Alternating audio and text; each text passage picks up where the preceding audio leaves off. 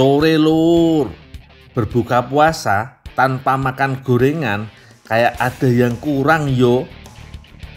Hari ini aku punya rekomendasi gorengan unik dari kota Tasikmalaya nih lur. Industri kuliner di kota Tasikmalaya gak kalah dari kota tetangga seperti Garut ataupun Ciamis loh. Banyak juga pengrajin olahan makanan di sini, dari yang skalanya kecil alias usaha rumahan sampai yang besar atau pabrikan. Seperti hari ini lur, aku lagi bantu-bantu di rumah produksi kulit lumpia milik Ibu Anita. Rumah produksi kulit lumpia yang berada di Kampung Parahon, Kelurahan Sukamaju Kaler, Kecamatan Indihiyang ini sudah berdiri lebih dari 10 tahun. Banyak pedagang makanan dari penjuru Tasikmalaya yang memberi kulit lumpia di tempat ini lur. Selain kulit lumpia original, Bu Anita juga terkadang membuat kulit lumpia dengan variasi warna. Untuk pewarna makanannya, Bu Anita biasa pakai pewarna alami. Untuk warna hijau berasal dari sari daun pandan atau daun katu. Udah selesai, Bu? Udah, bawa ke dalam aja. Oh, ya, Bu. Sementara warna merah dari buah naga. Yang unik dari membuat kulit lumpia adalah saat mematangkannya lur. Butuh keahlian dan juga keuletan supaya kulit lumpia tipis tapi tidak gampang robek dan matang sempurna.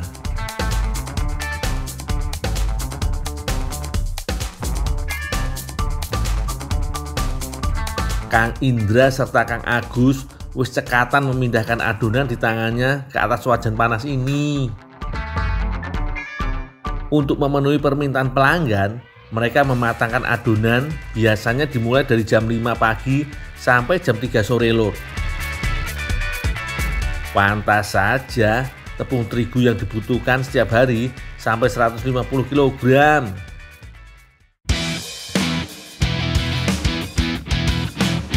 Oh iya, kulit lumpia biasanya jadi bahan berbagai macam jajanan tradisional. Salah satu yang terkenal dan digemari di Tasikmalaya adalah cibai alias cireng ngambai. Udah paham toh kalau jajanan dari tanah Sunda banyak sekali yang dibuat dari aci, termasuk cibai salah satunya.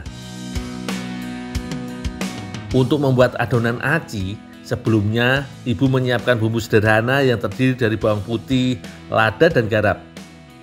Cara bikin cibai gampang banget lur. Larutkan tepung aci atau tapioka dengan air. Masukkan juga bumbu halusnya. Supaya rasanya makin enak, adonan cibai biasanya diberi tambahan daging ayam atau telur. Nah, kali ini Bu Ai menambahkan suwiran daging ikan nila.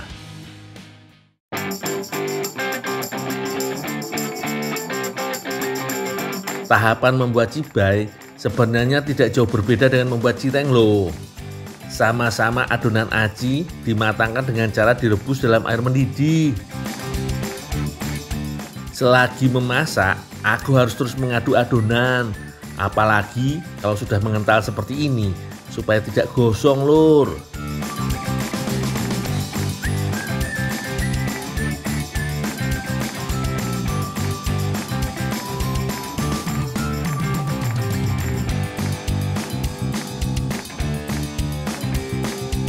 Sesuai namanya, cibai, aci ngambai atau aci yang masih basah.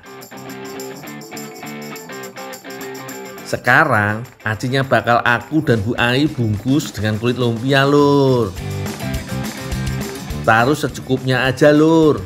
Lalu bungkus menjadi persegi seperti ini.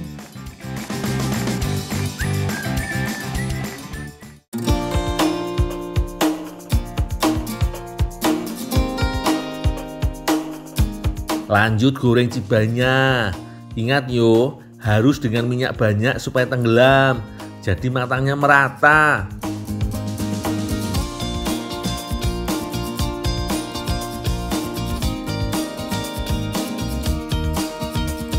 Oh iya, setiap hari Bu Ai bisa mengolah sekitar 5 kg tepung tapioka untuk dijadikan cibai.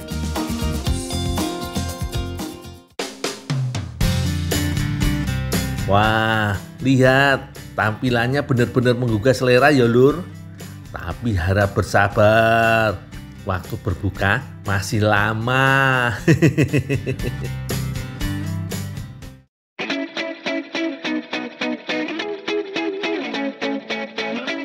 Perjalananku kali ini berlanjut ke Garut, Jawa Barat, tepatnya di Desa Sukalaksana.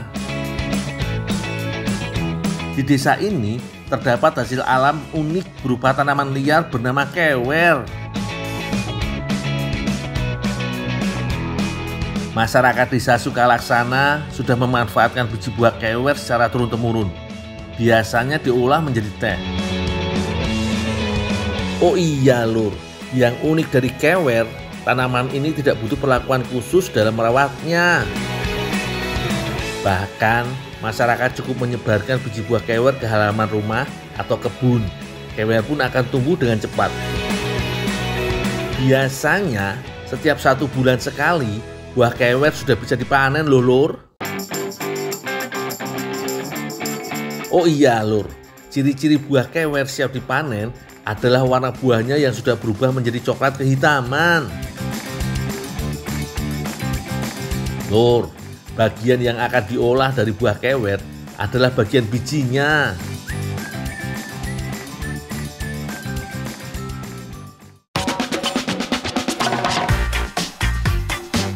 Nah, sebelum diolah, biasanya kewer harus dijemur terlebih dahulu. Ini untuk mengurangi kandungan airnya. Biji kewer yang kering akan mudah diolah menjadi teh maupun panganan. Dalam 1 buah kewer terdapat lebih dari 70 biji loh lur. Rencananya biji kewer ini bakal kuolah jadi onde-onde. Mantap pokoknya lur.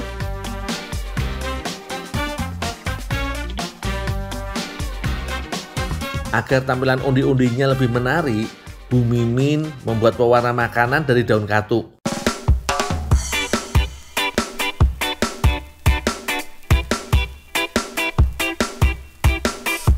Tuang air secukupnya, lalu gosok daun katuk. Daun katuk bukan cuma bagus untuk ibu menyusui lur. Daun katuk juga bagus untuk menjaga kesehatan mata karena banyak mengandung vitamin A. Sekarang aku lanjut sangrai biji kewernya. Ini juga menjadi cara kalau mau membuat teh loh. Dengan disangrai, biji kewer akan semakin kering sehingga bakal lebih gampang ditumbuk.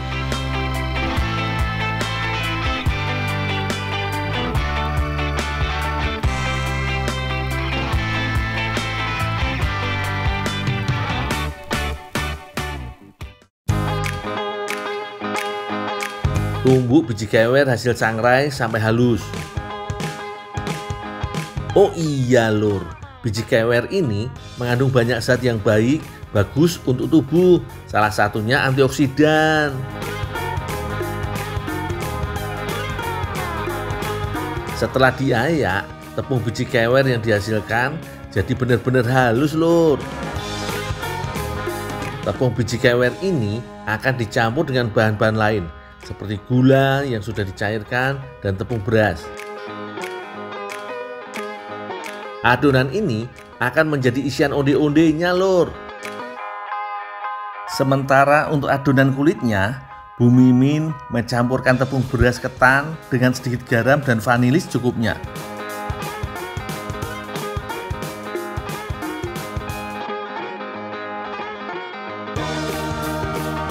Lalu tuang air hangat supaya adonan menjadi lengket.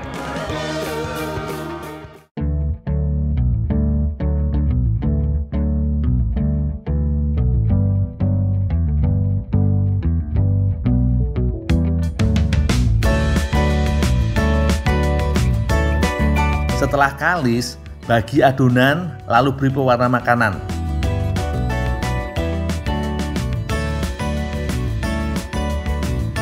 Aduk sampai warnanya merata. Sekarang tinggal ambil adonan secukupnya. Pipihkan dan taruh isian adonan dari biji kewer. Bulatkan dan jangan lupa lumuri dengan wijen. Onde-onde tanpa wijen yo bukan onde-onde lur. Tinggal goreng onde-ondenya lur.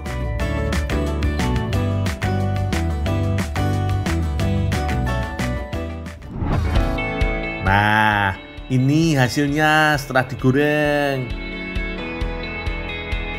Onde-onde kewer beserta tehnya bisa jadi menu berbuka puasa yang lain daripada yang lain. Istimewa.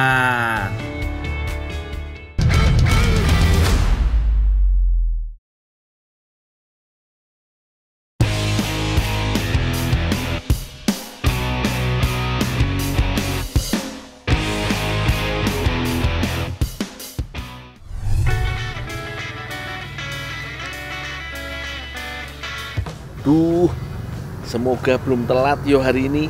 Aku mesti nganter gula pasir ke usaha gula cakar di daerah Tonjong, Majalengka, Jawa Barat. Berhubung lagi buru-buru, mendingan aku pinjam sepedanya Abah wae. Pak! Pak! Pak! Pak! Pinjam sepeda ya buat bawa gula. Kemana? Ya, pinjam sepeda. Oh iya ya. Ya.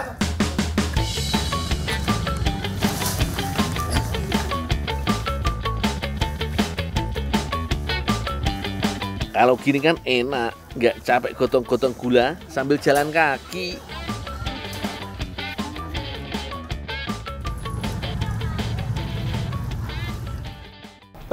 Sepedanya kemana nya? Kek, sepeda. Kek.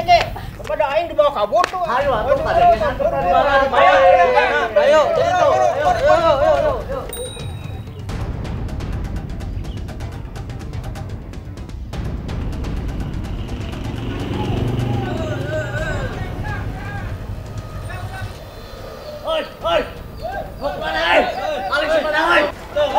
Walah, kok aku malah disangka maling?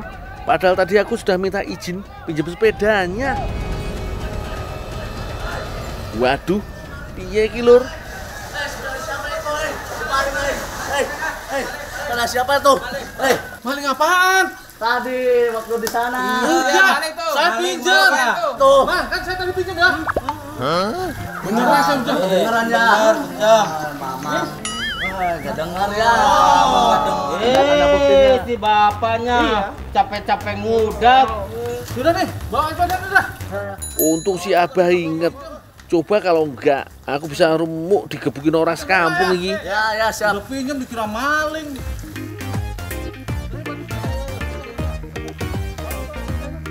Deh, aturan ya. Ya.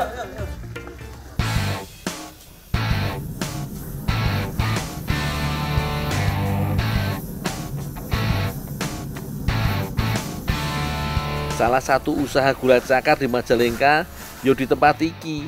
Katanya usaha iki sudah dikelola selama 3 generasi. Pak, nganter gula taruh mana, Pak? Udah taruh sana aja tuh. Mari, Pak. Sekalian masak. Sekalian dimasak, Pak. Ya, masak. Dalam sehari, ratusan kilogram gula pasir dimasak jadi cakar.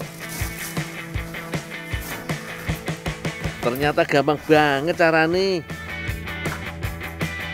Masukkan gula pasir di baskom takaran, lalu masak dengan air sampai mendidih.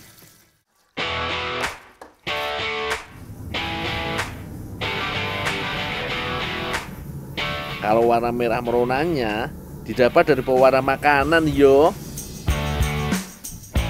Setelah dimasak sekitar 15 menitan, tambahkan soda kue. Gunane supaya gula bisa mengembang dan tetap garing saat dicetak. Kalau sudah mendidih, adonan langsung dituang ke lapisan dingin. Jadi gula cakar bisa cepat mengeras.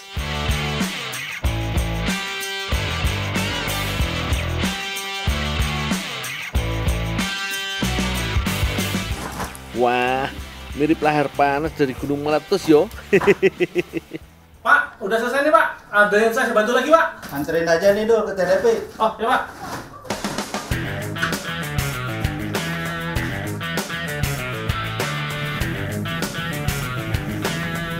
Adonan yang sudah mengeras bisa langsung dipotong sesuai standar pabrik.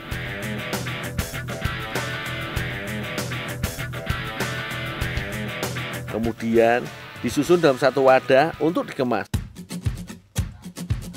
Pembelinya tidak hanya dari Majalengka, tapi ada juga yang asalnya Cirebon dan sebagian kota di Jawa Tengah.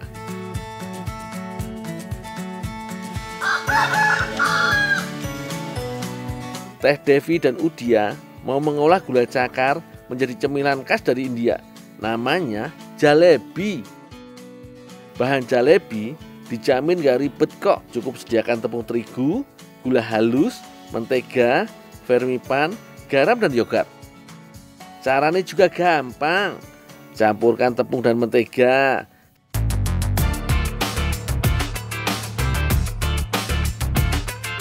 Setelah diaduk rata, tambahkan air. Adonan sengaja dibuat agak encer yo, mirip adonan kue cubit gitulah lur. Kak Devi, ini disuruh antar gula cakar. Ya, makasih Dul. Oh, ya Teh. Kalau sudah pas kentalnya, adonan langsung dibagi aja. Kemudian ditambah pewarna makanan.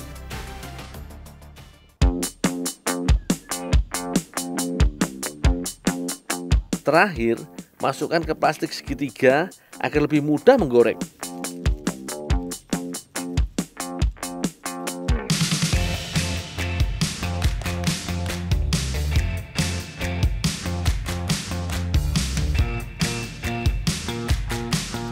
Gula cakar mesti dicairkan dulu yo, soalnya mau dijadikan pelapis kue jalebi.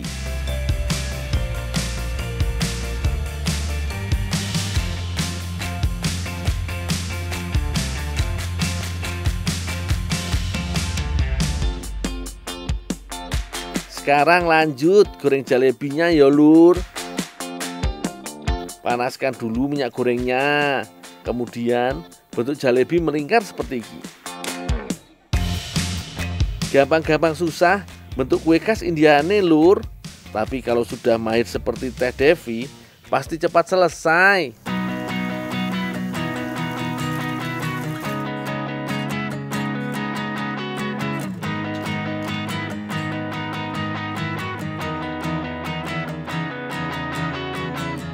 Jalebi yang sudah digoreng langsung dicelupkan ke gula cakar cair.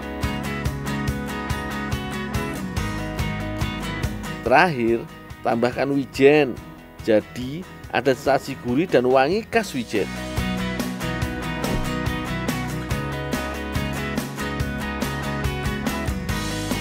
Iki yang namanya makanan India ala Majalengka lur.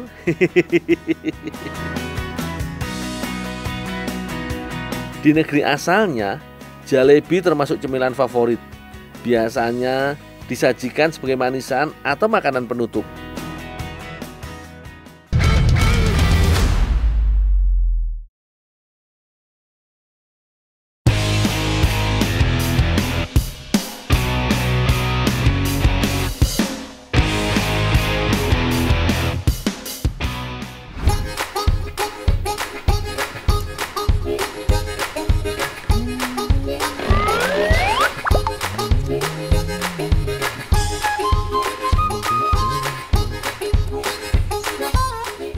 Misi Pak.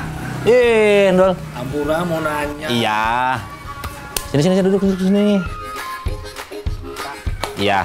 Rumahnya Bapak Opik sebelah mana Pak? Bapak Opik. Oh, Bapak Opik mah tuh gang yang kedua tuh yang sebelah sono. Yang kedua? Oh, Bapak UPN? Lur, bingung yo. Kenapa aku nanya-nanya terus? Iki lo, aku lagi mau nganter undangan buat pernikahan warga desa sini. Biasalah, bantu-bantu buat nyiapin hajatan. Tapi kok yo Bapak Galih, wah apa banget yo. alamat warga sini.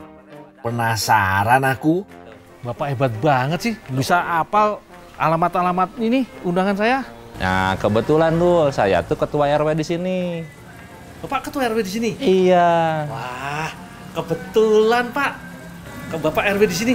Kalau gitu, saya minta tolong Pak. Sebarin undangan ya ke warga-warga Bapak. Biar Bapak lebih dekat dengan masyarakat. Jadi RW teladan. Kebetulan juga Dul. Saya mau panen buah tin.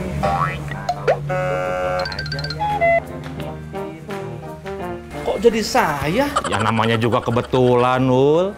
Udah Dul, bantuin aja. No. Tapi saya nggak ngerti kebunnya.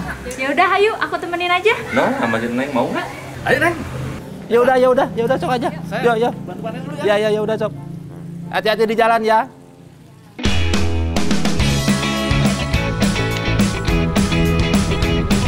Maju mas. Oh iya, Mak. Kemana, Mak? Tadi ya.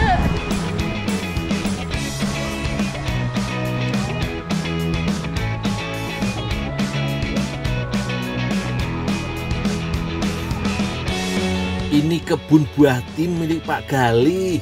Beliau sudah lebih dari 4 tahun membudidayakan tanaman yang masih merupakan keluarga murbei ini. Di dunia ada ratusan jenis pohon tin. Dibedakan dari tampilan bentuk batang serta daun, juga warna, ukuran, dan rasa buahnya. Nah, yang ditanam oleh Pak Gali adalah jenis Matsui Dauphin. Ini adalah varian buah tin asal Jepang yang sudah diadaptasi dengan iklim dan kondisi tanah di Indonesia, Lur. Pohon-pohon milik Pak Gali ini rajin banget berbuah, Lur. Bahkan rata-rata panennya adalah tiap 2 hari sekali, loh. Soalnya pohon ini tidak mengenal musim. Dan tentunya karena dirawat dengan telaten toh.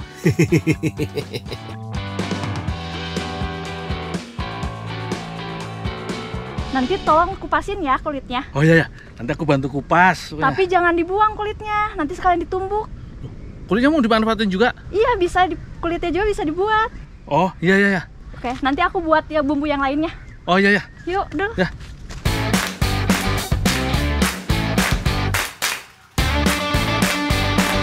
Wah, Teh Hasna janji mau masakin aku, Lur. Asik. Kira-kira masakin opo yo? Ya wis lah, biar masakannya makin enak dan bebas kuman, buah tinnya harus kubersihkan dulu toh. Nggak repot kok, cukup cuci bersih aja. Habis itu tinggal kukupas untuk memisahkan kulit dan buahnya. Lur, sekedar informasi, menurut catatan, buah tin merupakan salah satu buah tertua di dunia yang pernah dikonsumsi manusia loh.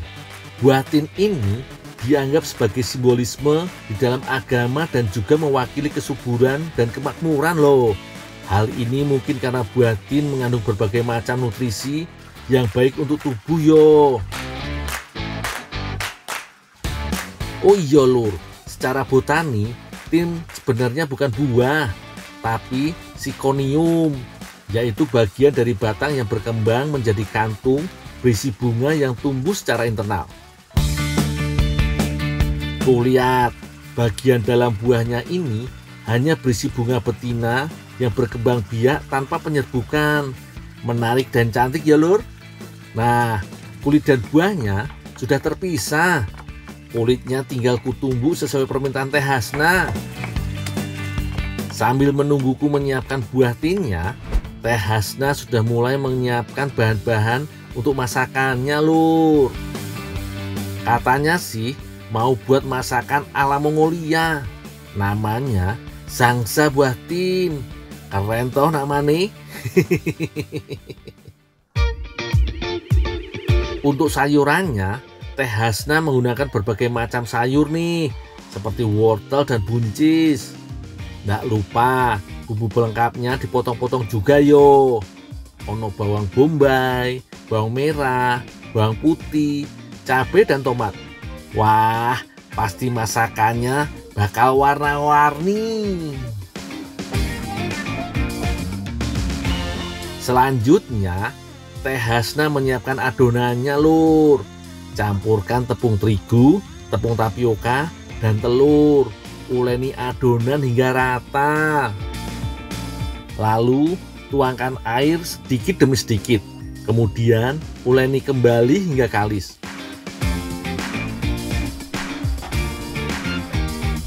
Teh Hasna, Oh iya. ini buatinya udah aku kupas, kulitnya juga udah aku tumbuk. Wah iya, makasih ya Dul. Ada yang bisa saya bantu lagi? Enggak Dul, makasih udah. Nanti kalau makanannya jadi, aku panggil dia Teh ya. Iya, nanti kita makan bareng ya. Oh iya ya, tinggal dulu ya. Iya. Makasih Dul.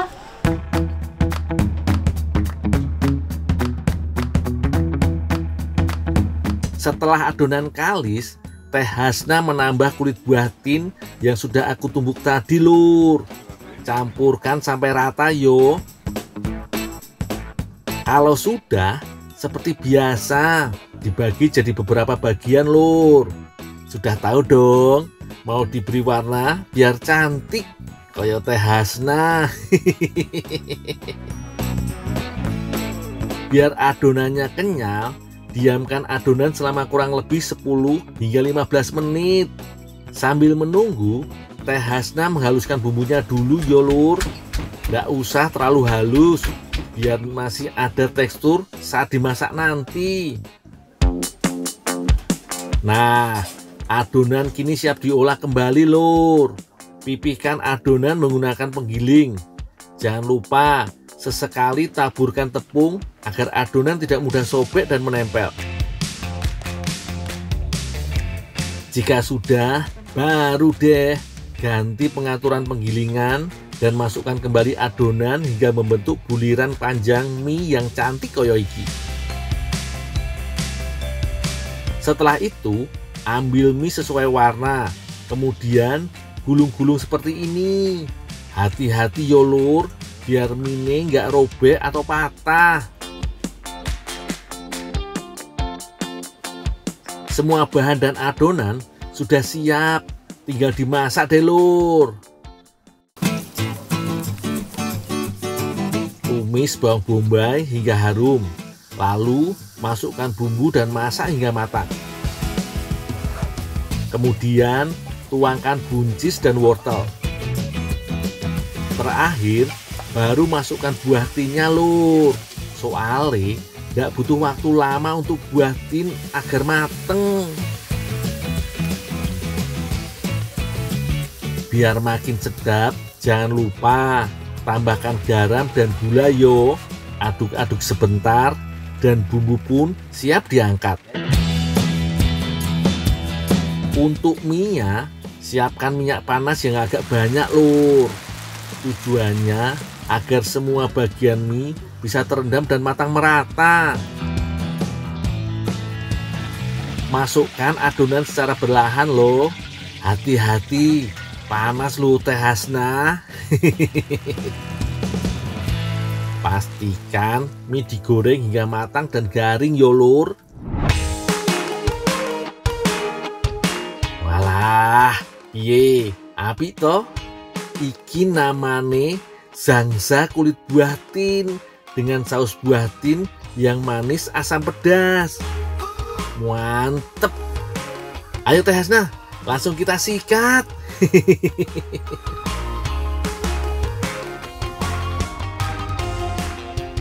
Wah Lur, emang ndak salah nih, masakannya Teh Hasna memang paling top.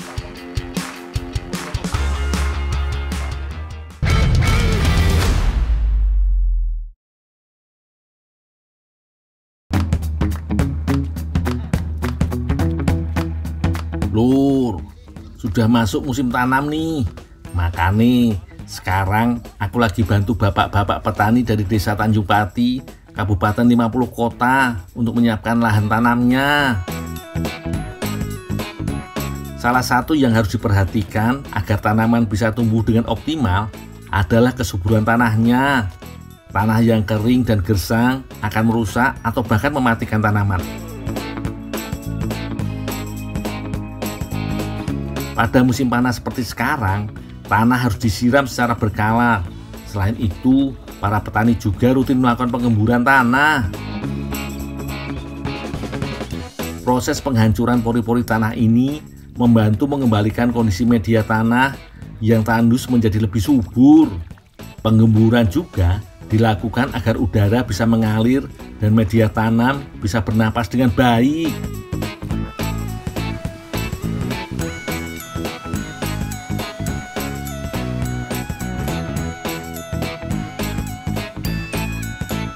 Pak, saya minta petai Belanda ya, Pak. Ya, ambil aja. Terima kasih, Pak. Sama. Pak, teh Belanda. Itu Yang mana, Pak? Tuh, yang itu.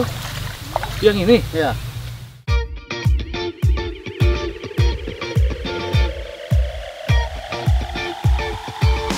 Lur, rupane Unirosa mau panen biji lamtoro, Lur. Kalau di sini warga sering menyebutnya dengan petai Belanda.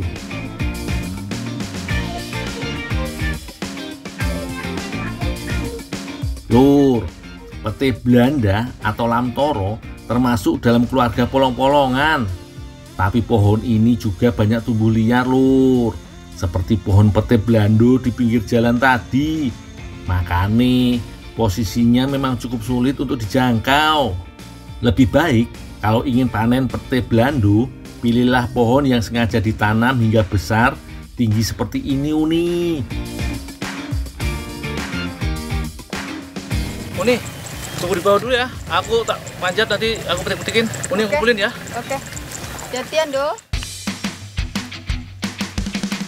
Petai Belanda atau lamtoro berasal dari Meksiko, lalu menyebar ke Asia, Afrika, Australia, dan negara lain yang memiliki iklim hangat. Pohon ini seringkali dianggap sebagai gulma atau hama pada wilayah pertanian karena pencemarannya yang sangat cepat. Padahal pohon yang satu ini sangat bermanfaat untuk mencegah erosi dan menyuburkan tanah, Lur. Kalau di Indonesia, pohon ini biasanya sengaja ditanam agar wilayah sekitarnya teduh dan buahnya dimanfaatkan sebagai bahan pakan ternak. Tapi selain itu, lamtoro juga sering digunakan sebagai bahan masakan, Lur. Kalau di Pulau Jawa sih yang paling terkenal tempe melanding atau tempe lamtoro. Apa jangan-jangan Unirosa mau memasaknya jadi tempe petai Belanda ya, Lur? Dul, udahan, Dul. Udah cukup, Dul. Udah banyak nih, Dul.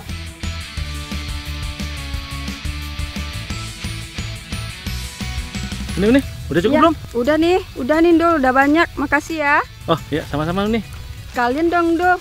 Minta dikupasin sama ditumbuk bijinya. Oh, bijinya ditumbuk, Iya. kulitnya diiris. Iya. Oh ya, Uni. Iya. Ayo, Dul. Makasih ya, Dul. Oh iya, Uni.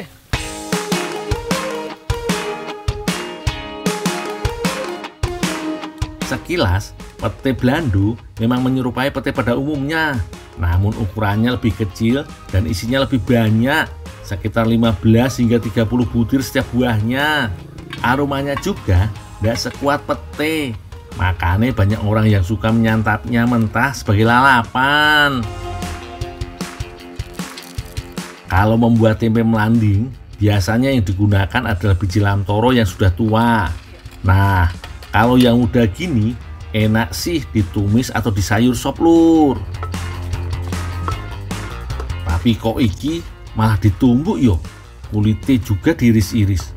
Mau dibuat opo yo sama Unirosa? Wah, sambil menungguku menyiapkan lamtorone, mending kita intip aja, Lur. Walah, Lur, ternyata lamtorone mau dibuat jadi lapek sagan sama Unirosa. Itu loh, kudapan manis tradisional khas Sumatera Barat. Padahal lamtoro kan punya rasa dan aroma yang khas yo. Apa iso dibikin jadi olahan manis kayak gitu? Ya wis, nanti kita buktiin yo, Lur. Kelapa sepertinya jadi bahan wajib dalam masakan khas Sumbar ya, Lur. Hampir setiap masakan dari bumi Andalas ini menggunakan kelapa, baik daging ataupun santan. Cita rasa dan aroma kelapa yang gurih memang jadi variasi rasa yang semakin menggugah selera yo. Nah, selain kelapa, lapek sagan juga membutuhkan pisang sebagai bahan campurannya. Pisang yang digunakan bisa pisang apa aja, tapi yang jelas sudah matang lur, supaya lebih mudah dihancurkan dan dicampur ke adonan. Uni, Iya, Ndo. ini petai landonya udah ditumbuk, kamu udah dipotong-potong? Terima kasih, Ndo. Ini Ndo sekalian bikinin selai, Ndo. Dari petai lando ini? Oh, ya nih. Terima kasih, Ndo. Kalau buat selai sih, aku jagonya. Soalnya mudah banget. Masak lam toro bersama gula dan air. Aduk-aduk perlahan hingga mendidih. Sebelum diangkat, taburkan sedikit tepung maizena, lalu aduk hingga rata dan tekstur selai mengental.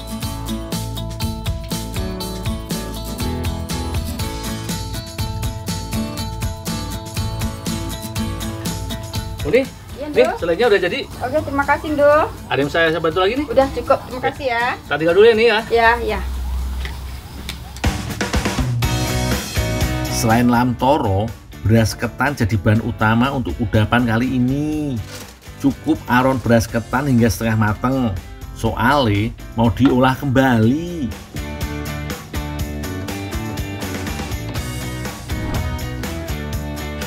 Campurkan beras ketan yang masih panas dengan kelapa, pisang, dan kulit lam toro.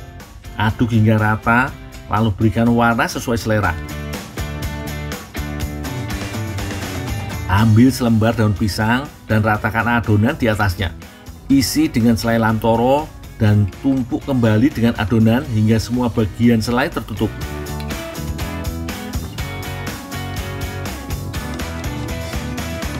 Bungkus menggunakan daun pisang dengan rapat. Pastikan tidak ada adonan atau selai yang bocor yo lur. Terakhir, tinggal kukus lapek sagan selama kurang lebih 15 hingga 20 menit atau hingga adonan mengeras.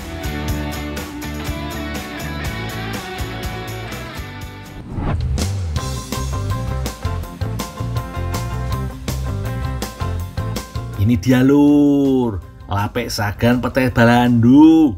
Walah, tampilannya wapi, bikin aku ndak sabar mau nyicipin. Ayo, Uni, langsung dicicipi boleh yo. Wah, bisa nambah terus aku. Selain enak, pastinya mengenyangkan toh lur.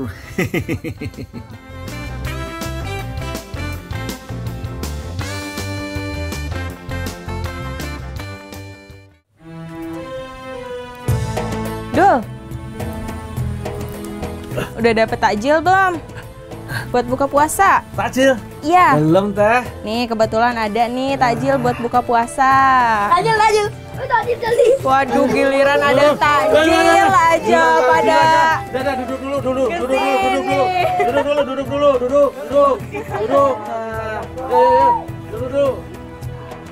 Program Jejak Si Gundul mengucapkan Selamat menunaikan ibadah puasa. Dul, takjil saya mana? saya juga nggak kebagian, Pak, anak-anak.